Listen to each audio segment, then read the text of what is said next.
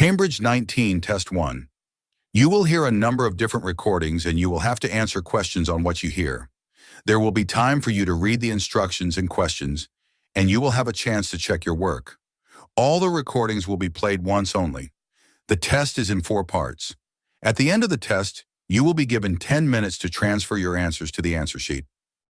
Now turn to Section 1. First, you have some time to look at questions 1 to 6.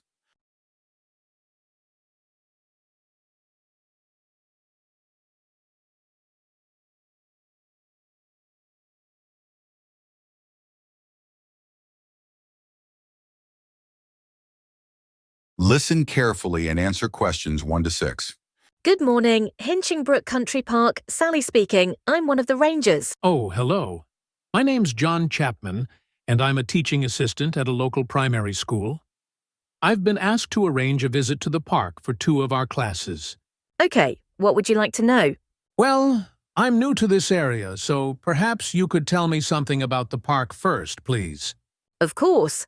Altogether, the park covers 170 acres. That's 69 hectares. There are 3 main types of habitat: wetland, grassland, and woodland. The woods are well established and varied, with an oak plantation and other areas of mixed species. Right. The wetland is quite varied too. The original farmland was dug up around 40 years ago to extract gravel. Once this work was completed, the gravel pits filled with water, forming the 2 large lakes. There are also several smaller ones, ponds, and a stream that flows through the park. Okay, so I suppose with these different habitats there's quite a variety of wildlife. There certainly is. A lot of different species of birds and insects, and also animals like deer and rabbits. And I understand you organize educational visits for school parties. That's right. We can organise a wide range of activities and adapt them to suit all ages. Can you give me some examples of the activities?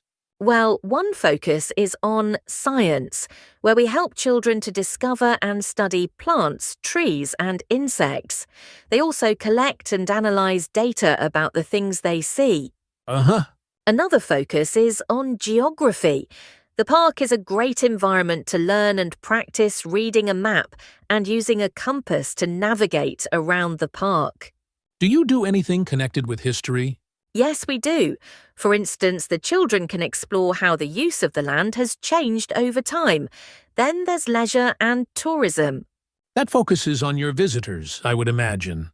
Yes, mostly. The children find out about them, their requirements, the problems they may cause, and how we manage these. And another subject we cover is music. Here, the children experiment with natural materials to create sounds and explore rhythm and tempo. That must be fun. Most children really enjoy it. Before you hear the rest of the conversation, you have some time to look at questions 7 to 10.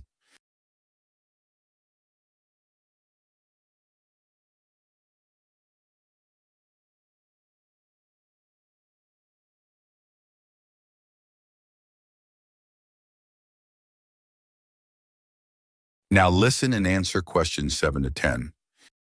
And of course, all the activities are educational too. Learning outside the classroom encourages children to be creative and to explore and discover for themselves. I would imagine they get a sense of freedom that might not be a normal part of their lives. That's right. And very often the children discover that they can do things they didn't know they could do, and they develop new skills. This gives them greater self-confidence. It sounds great. So, what about the practical side of it? How much does it cost for a full-day visit? We would expect to bring between 30 and 40 children. If there are over 30, it costs £4.95 for each child who attends on the day. We invoice you afterwards, so you don't pay for children who can't come because of sickness, for example. There's no charge for leaders and other adults, as many as you want to bring. That sounds very fair. Well, thanks for all the information. I'll need to discuss it with my colleagues, and I hope to get back to you soon to make a booking. We'll look forward to hearing from you. Goodbye. Goodbye, and thank you. That is the end of part 1. You now have half a minute to check your answers.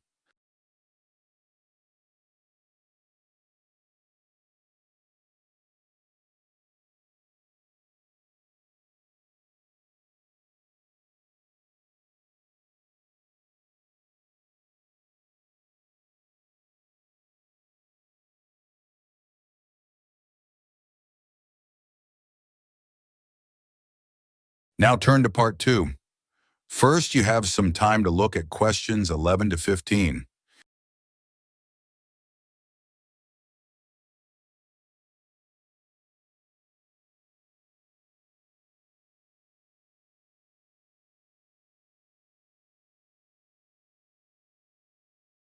Now listen and answer questions 11 to 15. It's great to see so many members of the Twinning Association here tonight. Since the twinning link between our two towns, Stanthorpe here in England and Malat in France, was established, the relationship between the towns has gone from strength to strength. Last month, 25 members of the association from Stanthorpe spent a weekend in Malat. Our hosts had arranged a great program. We learned how cheese is produced in the region and had the chance to taste the products. The theme park trip had to be cancelled, but we all had a great time on the final boat trip down the river. That was the real highlight. This is a special year for the association because it's 25 years since we were founded. In Malat, they're planning to mark this by building a footbridge in the municipal park.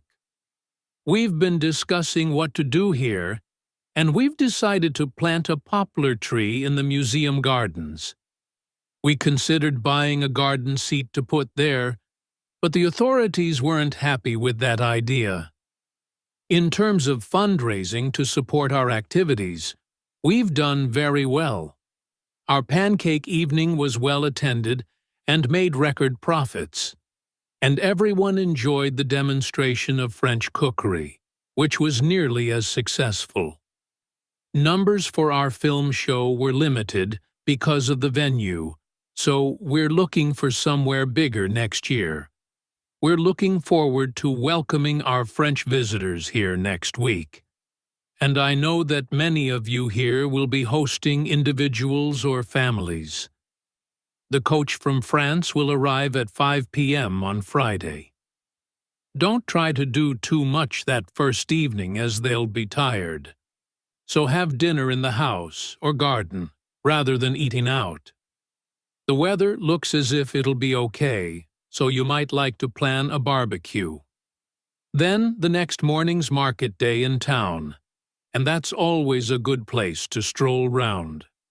On Saturday evening, we'll all meet up at the football club, where once again we'll have Toby Sharp and his band performing English and Scottish country songs. Toby will already be well known to many of you as last year he organized our special quiz night and presented the prizes. Before you hear the rest of the conversation, you have some time to look at questions 16 to 20.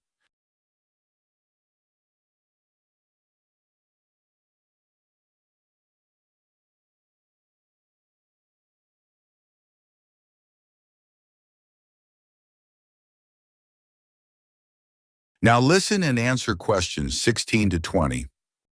Now on Sunday, we'll be taking our visitors to Farley House. You may not all be familiar with it, so here's a map to help you. You can see the car park at the bottom of the map. There's an excellent farm shop in the grounds where our visitors can buy local produce. It's in the old stables, which is the first building you come to. They're built round a courtyard, and the shop's in the far corner on the left. There's also a small cafe on the right as you go in. I know that one or two of our visitors may not be all that mobile. The main entrance to the house has a lot of steps, so you might want to use the disabled entry. This is on the far side of the house from the car park. Children will probably be most interested in the adventure playground. That's at the northern end of the larger lake, in a bend on the path that leads to the lake. There's lots for children to do there. There are a number of lovely gardens near the house. The kitchen gardens are rectangular and surrounded by a wall. They're to the northeast of the house, quite near the smaller lake. They're still in use and have a great collection of fruit and vegetables. The Temple of the Four Winds is a bit more of a walk, but it's worth it. Take the path from the car park and go past the western sides of the stables and the house. Then, when the path forks, take the right-hand path. Go up there with the woods on your left, and the temple is right at the end. There are great views over the whole area. That is the end of part 2. You now have half a minute to check your answers.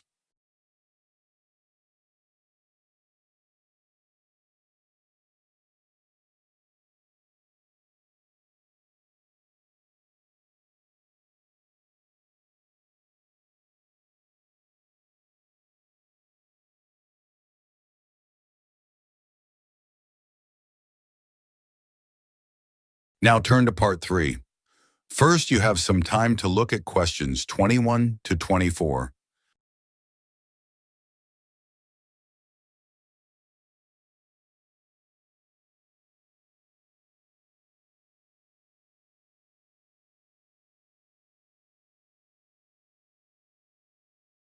Now listen and answer questions 21 to 24. I haven't seen you for a bit, Marie. No, I've been busy with my project. You're making a vegan alternative to eggs, aren't you? Something that doesn't use animal products? Yes, I'm using chickpeas. I had two main aims when I first started looking for an alternative to eggs. But actually, I found chickpeas have got more advantages. Right. But how about your project on reusing waste food? You were looking at bread, weren't you? Yes. It's been hard work, but I've enjoyed it. The basic process was quite straightforward. Breaking the stale bread down to a paste, then reforming it. But you were using 3D printing, weren't you, to make the paste into biscuits? Yeah, I'd used that before, but in this project, I had time to play around with different patterns for the biscuits and finding how I could add fruit and vegetables to make them a more appetizing color. And I was really pleased with what I managed to produce. It must have been a great feeling to make something appetizing out of bits of old bread that would have been thrown away otherwise. It was. And I'm hoping that some of the restaurants in town will be interested in the biscuits. I'm going to send them some samples. I came across something on the internet yesterday that might interest you. It was a company that's developed touch-sensitive sensors for food labels. It's a special sort of label on the food package. When the label's smooth, the food is fresh, and then when you can feel bumps on the label, that means the food's gone bad. It started off as a project to help visually impaired people know whether food was fit to eat or not. Interesting. So just solid food? No, things like milk and juice as well. But actually, I thought it might be really good for drug storage in hospitals and pharmacies. Right. And coming back to food, maybe it'd be possible to use it for other things besides freshness, like how many kilograms a joint of meat is, for example. Yes, there's all sorts of possibilities. Before you hear the rest of the conversation, you have some time to look at questions 25 to 30.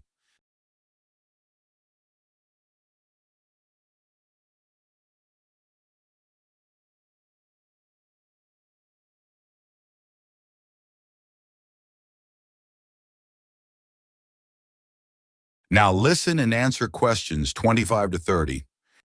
I was reading an article about food trends predicting how eating habits might change in the next few years. Oh, things like more focus on local products? That seems so obvious, but the shops are still full of imported foods.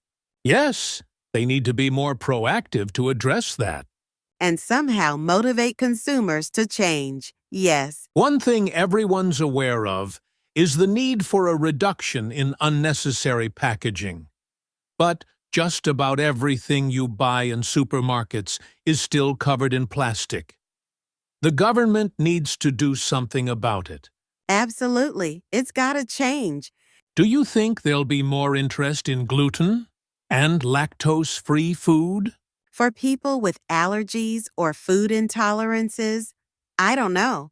Lots of people I know have been buying that type of food for years now. Yes, even if they haven't been diagnosed with an allergy. That's right. One thing I've noticed is the number of branded products related to celebrity chefs. People watch them cooking on TV and then buy things like spice mixes or frozen foods with the chef's name on. I bought something like that once, but I won't again. Yeah. I bought a ready-made spice mix for chicken which was supposed to be used by a chef I'd seen on television, and it didn't actually taste of anything. Did the article mention ghost kitchens used to produce takeaway food? No, what are they? Well, they might have the name of a restaurant, but actually they're a cooking facility just for delivery meals. The public don't ever go there, but people aren't aware of that. It's all kept very quiet. So people don't realize the food's not actually from the restaurant? Right. Did you know more and more people are using all sorts of different mushrooms now to treat different health concerns? Things like heart problems? They might be taking a big risk there. Yes, it's hard to know which varieties are safe to eat. That is the end of part 3. You now have half a minute to check your answers.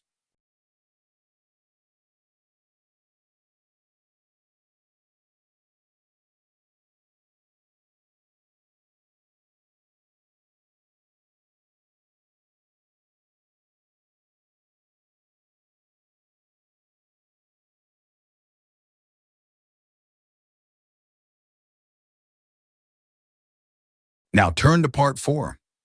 First, you have some time to look at questions 31 to 40.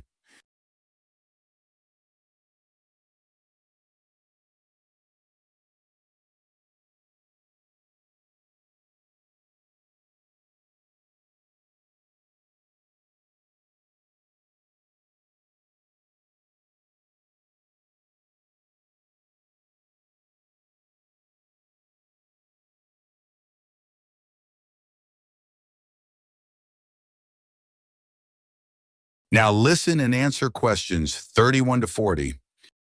For my presentation today, I'm going to talk about the Sade Fields in the northwest of Ireland, one of the largest Neolithic sites in the world.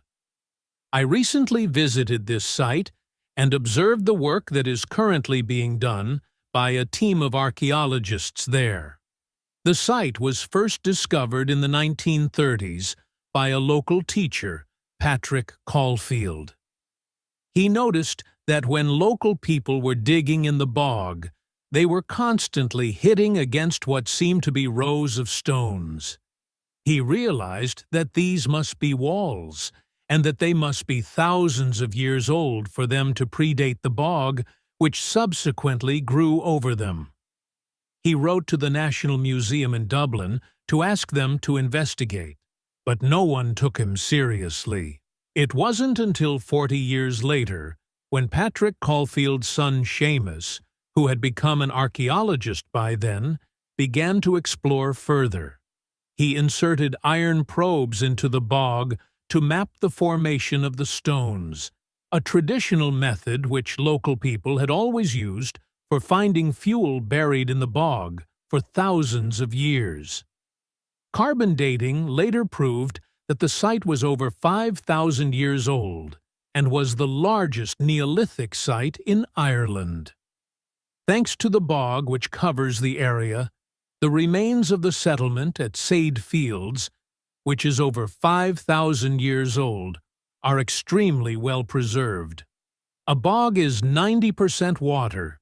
Its soil is so saturated that when the grasses and heathers that grow on its surface die, they don't fully decay, but accumulate in layers. Objects remain so well preserved in these conditions because of the acidity of the peat and the deficiency of oxygen. At least 175 days of rain a year are required for this to happen. This part of Ireland gets an average of 225 days. The Neolithic farmers at Sade would have enjoyed several centuries of relative peace and stability. Neolithic farmers generally lived in larger communities than their predecessors, with a number of houses built around a community building. As they lived in permanent settlements, Neolithic farmers were able to build bigger houses. These weren't round, as people often assume, but rectangular with a small hole in the roof that allowed smoke to escape. This is one of many innovations and indicates that the Neolithic farmers were the first people to cook indoors. Another new technology that Neolithic settlers brought to Ireland was pottery. Fragments of Neolithic pots have been found in Sade and elsewhere in Ireland. The pots were used for many things, as well as for storing food. Pots were filled with a small amount of fat, and when this was set alight, they served as lamps. It's thought that the Sade Fields were mainly used as paddocks for animals to graze in. Evidence from the Sade Fields suggests that each plot of land was of a suitable size to sustain an extended family. They may have used a system of rotational grazing in order to prevent overgrazing and to allow for plant recovery and regrowth. This must have been a year-round activity, as no structures have been found, which would have been used to shelter animals in the winter. However, archaeologists believe that this way of life at Sade ceased abruptly. Why was this? Well, several factors may have contributed to the changing circumstances. The soil would have become less productive and led to the abandonment of farming. The crop rotation system was partly responsible for this, as it would have been very intensive and was not sustainable. But there were also climatic pressures too. The farmers at Sade would have enjoyed a relatively dry period, but this began to change, and the conditions became wetter as there was a lot more rain. It was these conditions that encouraged the bog to form over the area which survives today. That is the end of Part 4. You now have 10 minutes to transfer your answers to the answer sheet.